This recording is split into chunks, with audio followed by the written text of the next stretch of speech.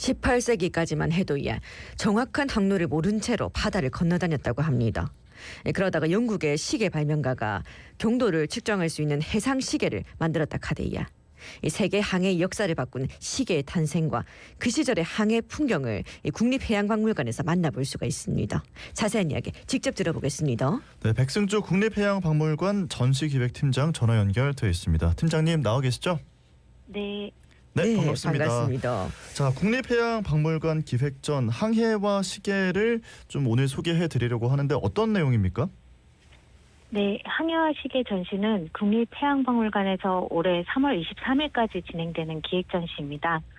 저희 박물관이 영국 그리니치 국립해양박물관에서 대여한 세계 최초의 해상시계 H1 등 경도를 측정하는 방법의 발전 과정과 중요한 발견들을 소개하는 전시라고 할 수 있습니다. 네,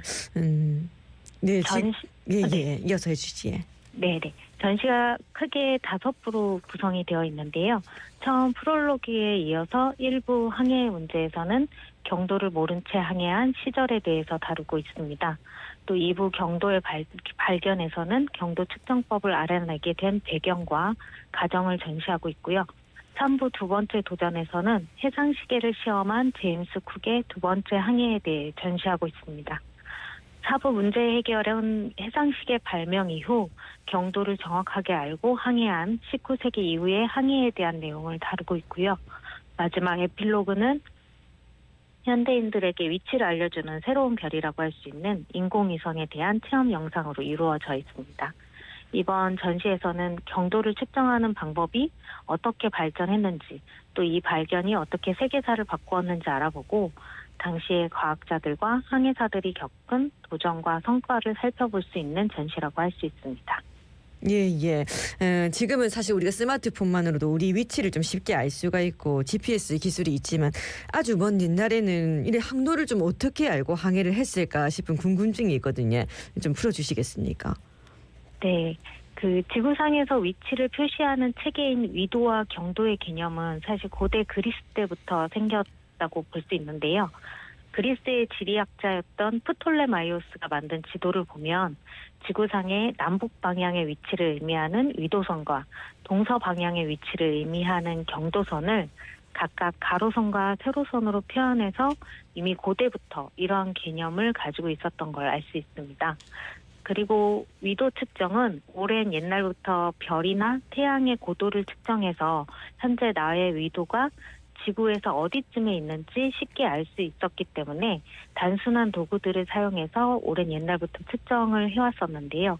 그러나 경도는 해상시계가 등장하는 18세기 전까지는 정확하게 측정할 수 있는 방법이 없었습니다. 그래서 대항해 시대에 해양에 진출했던 유럽의 주요 국가들, 예를 들면 포르투갈이나 스페인 같은 나라의 탐험가들은 원양 항해를 할 때 위도에만 의존을 한 채 불확실한 항해를 감행했던 것으로 알려져 있습니다. 그럼 말씀하신 것처럼 경도는 모르고 위도만 한 채로 항해를 했다는 건데 해상시계가 발명되기 전에는 이렇게 항로를 정확하게 모른 채로 항해를 했던 거네요? 네, 맞습니다. 대부분 이 시기의 항해는 육지를 확인을 하면서 항해하는 지문항법이나 위도는 일정하게 유지하면서 경도는 추정만으로 항해하는 그런 방식으로 이루어졌습니다. 이러한 방식들은 당연히 정확성이 상당히 떨어졌는데요. 항해사들은 날씨, 조류, 바람 등을 고려해서 항로를 계산하기는 했지만 결과적으로 보면 200km 정도의 큰 오차가 생기는 경우가 빈번했습니다. 이러한 오차로 인해 항해는 계획보다 오래 걸렸었고 그 사이에 선원들이 식량 부족이나 질병으로 목숨을 잃기도 했습니다. 선박에 실린 무역품도 손실을 입었고 선박의 침몰과 같은 큰 피해도 가져왔습니다. 경도를 모른 채 항해하는 게 위험한 모험을 하는 것과 같이 생각할 수밖에 없었던 상황이었습니다. 안 그래도 예측 불가능한 험한 바닷길인데 특히나 이 경도 모르고 이렇게 바닷길 나선다는 게 참 쉽지 않았을 것 같거든요. 이 경도를 정확하게 측정하는 방법을 알아내는 게 정말 절실했을 것 같습니다. 어떻습니까? 네, 당시 포르투갈이나 네덜란드, 영국처럼 바다로 이미 진출한 국가들은 모두 원양 항해를 통해 경제적인 이익이나 권력을 좀 차지하려고 치열하게 경쟁하던 중이라고 할 수 있습니다. 그렇지만 이렇게 경도를 몰라서 일어나는 빈번한 해상 사고로 인해서 해양 강국들이 손해를 극심하게 입었는데요. 그래서 각국에서는 이를 해결할 수 있는 방법을 찾아 보상을 약속하기도 했습니다. 또 영국과 프랑스에서는 각각 천문대와 연구소를 세우고 경도 측정을 위한 연구에 나서기도 했었습니다. 이 경도 측정법은 어떻게 알아내게 된 겁니까, 그러면? 네, 앞서 말씀드린 것처럼 여러 국가에서 정확한 경도 측정법을 만들기 위해 노력을 했는데요. 네. 그중에서 영국에서는 1707년 실리 제도에서 일어난 대규모의 해상 사고로 2,000명의 해군이 한꺼번에 목숨을 잃는 사건이 생겼습니다. 이를 계기로 1714년엔 정확하게 경도 측정하는 방법을 고안하는 사람한테 2천만 파운드라는 큰 상금을 약속하는 경도법을 공표하게 되었습니다. 네. 이렇게 큰 상금이 걸린 만큼 과학자, 항해가, 발명가, 심지어는 일반인들도 경도 측정 방법을 보완하는 데 관심을 가지게 되었고 곳곳에서 많은 시도가 이루어졌습니다. 사실 경도는 출발한 곳과 현재 내가 있는 곳, 이 두 지점의 시간만 비교하면 경도값을 알아낼 수 있다는 원리를 이미 당시 사람들도 알고 있었는데요. 다만 당시에는 정확한 시간을 측정하기 위한 기술이 없었다는 게 문제였습니다. 시간을 정확하게 측정하는 방법에 대한 이론은 이미 당시에도 제시가 되어 있었는데요. 하나는 천체의 움직임을 보고 시간을 측정하는 방법이 있었는데 이 방법은 관측의 한계, 또 높은 수준의 천문학적 지식을 요구했기 때문에 당시로서는 어려운 일이었고요. 다른 방법은 정확한 시계가 필요했던 건데 배에서도 흔들리지 않고 어떤 상황에서도 기준 시간을 정확하게 표시할 수 있는 시계만 있다면 경도 측정이 가능할 것이라는 이론은 가지고 있었습니다. 결국에 1735년 영국의 시계 제작자인 존 해리슨이 다른 모든 과학자를 제치고 이 경도 문제를 해결할 수 있는 해상시계 H1을 발명하게 되었습니다.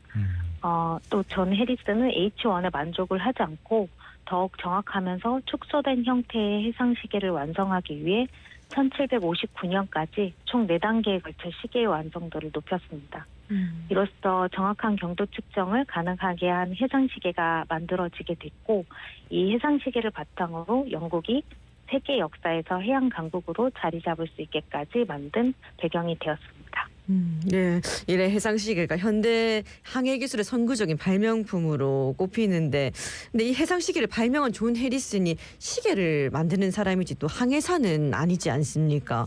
그러면 이 해상시계를 실제 항해에서 처음 사용한 인물은 과연 누구인가라는 궁금증이 생기는데요. 네, 영국 정부가 경도법을 제정하면서 이런 다양한 경도 측정법을 검증하기 위해서 경도위원회라는 걸 만들었었는데요.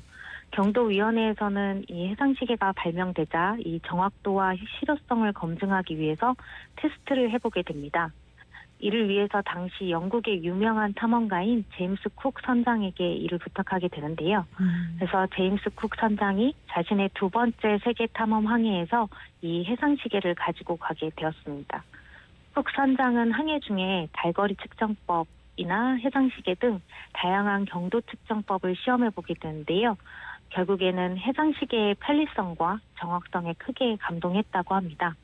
쿡 선장이 2번째와 3번째 항해를 통해서 해상시계의 정확성을 입증해서 이 해상시계가 항해자들 사이에 필수적인 항해도구로 자리 잡는 데 큰 역할을 하게 되었습니다. 네, 지금 말씀해주신 내용들을 국립해양박물관 기획전 항해와 시계에서 볼 수가 있는데 또 영국 그리니치 국립해양박물관이 보유한 해상시계 관련 유물 7건이 한국에 전시된 거는 처음이라고요. 이 부분도 좀 짚어주시죠. 네. 영국 그리니치 해양박물관과 1년 반이 넘는 오랜 협의 끝에 이번 항해와 시계 전시가 이루어졌다고 할 수 있습니다. 국내 해상시계 H1도 처음 전시되는 거지만 영국 그리니치 국립해양박물관이 소장하고 있는 경도 관련 당시 유물도 이제 한자리에서 보여드릴 수 있게 됐는데요. 우리가 잘 알고 있는 만류 인력의 법칙이라든지 달의 궤도 움직임의 규칙성에 대한 이론을 소개한 1713년에 아이작 뉴턴이 쓴 책 자연철학의 수학적 원리라든지 토마스 언쇼가 해상시계를 크로노미터라고 부르면서 대중화시킨 시계, 당대의 원본 자료들을 같이 보실 수 있게 전시했습니다. 전시에서 이 자료들을 꼭 직접 보시기를 추천드립니다. 네. 예, 끝으로 한 말씀 남겨주신다면요. 네, 그 영국에서 오랜 협의 끝에 대여한 그 귀중한 유물들을 전시하게 되었습니다. 어려운 기회이니만큼 원래 당초 전시가 3월 2일까지였었는데요. 네. 3월 23일까지 연장하게 돼서 더 많은 분들이 보실 수 있게 되었습니다. 많은 관심과 관람 부탁드리고요. 네.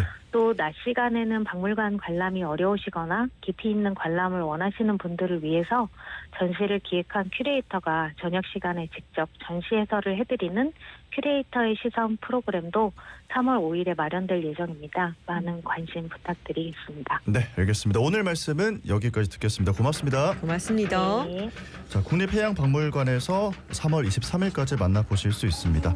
지금까지 백승주 국립해양박물관 전시기획팀장과 이야기 나눠봤습니다.